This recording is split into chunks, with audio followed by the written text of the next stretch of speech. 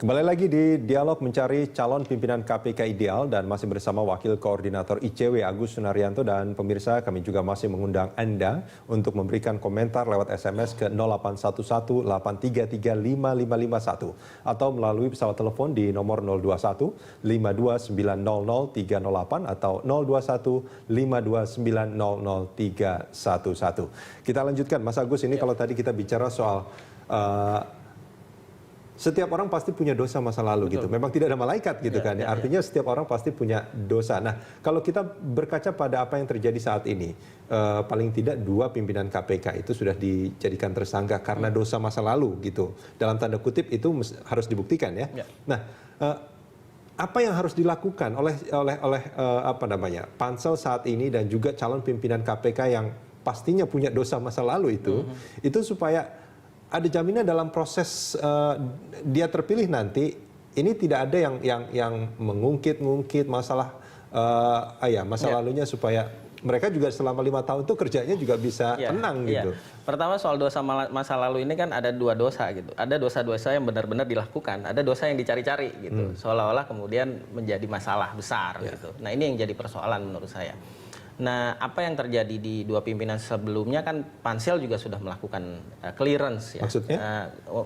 Artinya minta clearance dari kepolisian atau kejaksaan bahwa orang-orang ini punya masalah atau tidak. Dan itu sepertinya setiap tahun dilakukan, setiap periodik dilakukan gitu. Nah, menurut saya ke depan ini pansel ataupun DPR menurut saya harus bisa meminta atau memberikan jaminan bahwa kalau ketika mereka jadi pimpinan seharusnya tidak diotak-atik lagi, paling tidak sampai 5 tahun. Kenapa?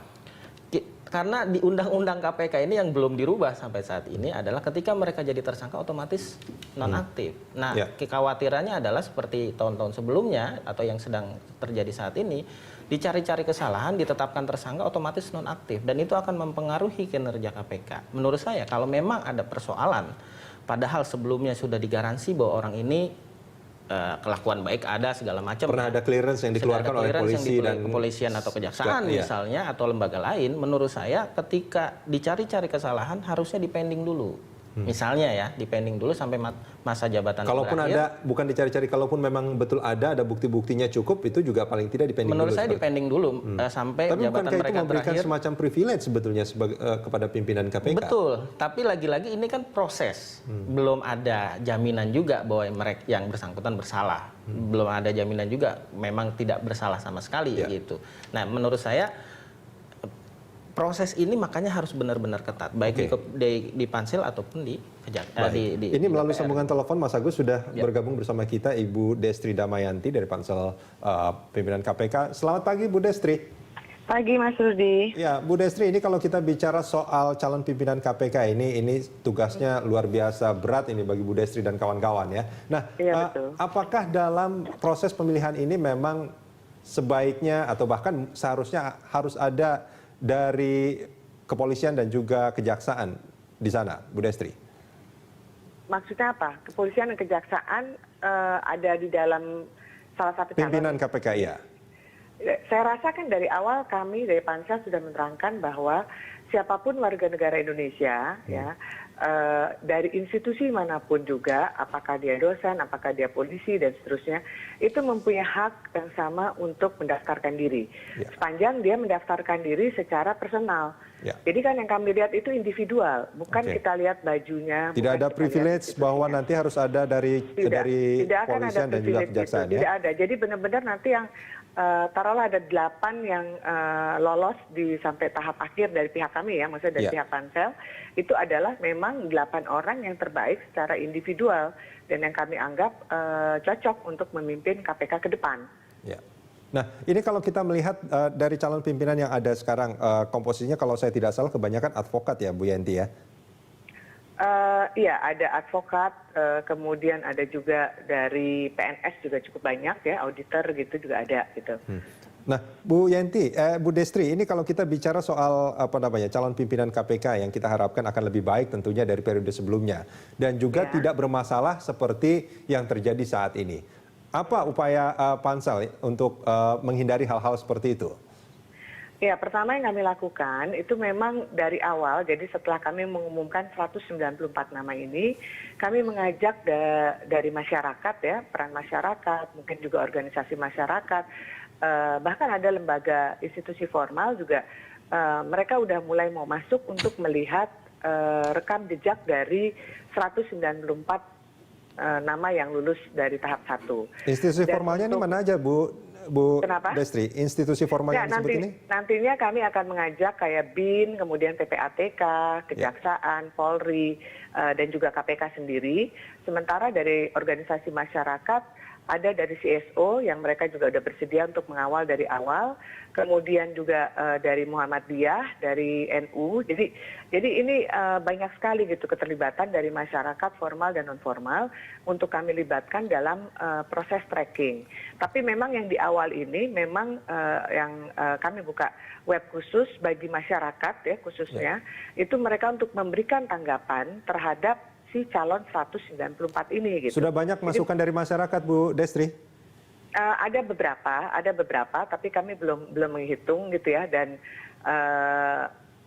ya karena baru mulai juga kan ya, Mas Agus ya, Mas Rudi. Jadi tentunya juga kita belum lihat terlalu banyak, tapi sudah ada beberapa nama-nama yang mendapat komentar apakah itu positif maupun itu negatif gitu. Karena tanggapan bisa aja dua hal ya, bisa positif bisa negatif gitu. Dan benar tidak benarnya juga harus dibuktikan kan Bu Destri ya? Nah itu dia, di dalam web yang kami siapkan, itu kami juga sudah memberikan tempat juga bagi mereka yang ingin mengirimkan file sebagai tanda bukti, karena terus terang kita juga nggak hanya kita hanya menerima komentar-komentar yang tanpa disertakan dengan alat bukti gitu kan.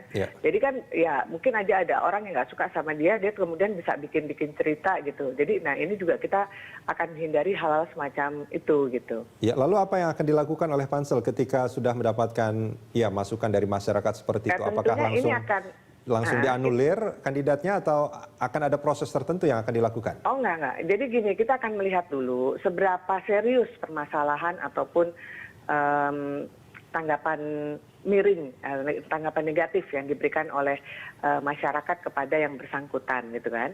Nah kalau misalnya itu serius, itu tentunya nanti akan kami follow up dengan kita mungkin juga coba untuk menelusuri lebih jauh si calon tersebut gitu. Tapi kan kita punya proses ya, tanggal 8 Juli ini kan nanti kita masuk ke tahap kedua.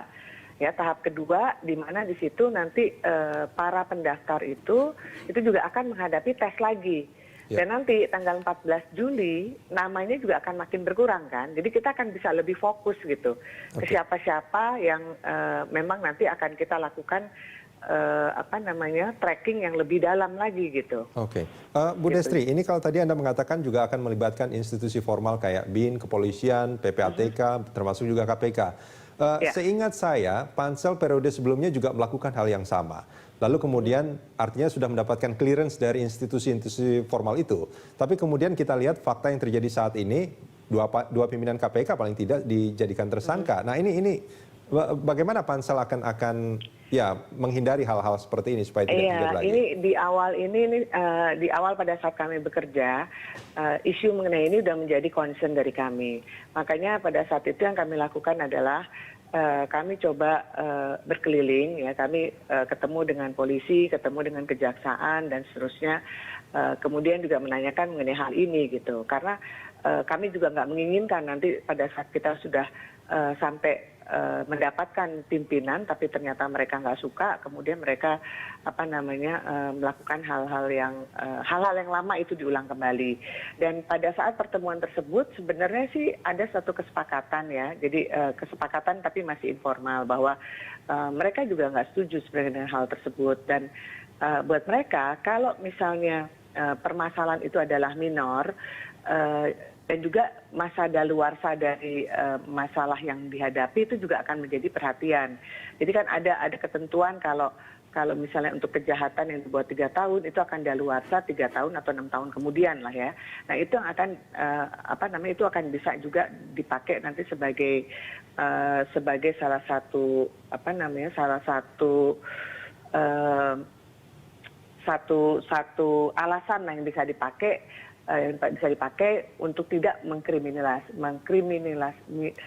kriminalisasi itunya ya pimpinan KPK. Oke. Bu Desti. Jadi itu yang kami upayakan dan kami juga sudah menyampaikan concern itu kepada pemerintah. Ya tentunya di sini kan harus ada kerjasama pemerintah, kemudian juga si lembaga penegak hukum lainnya gitu. Karena nggak mungkin itu sebenarnya udah di luar kapasitas Pansel, tapi Pansel berusaha menjembatani saja dari pihak-pihak yang terkait itu gitu. Baik, Bu Destri, kita akan lanjutkan ini di segmen berikut.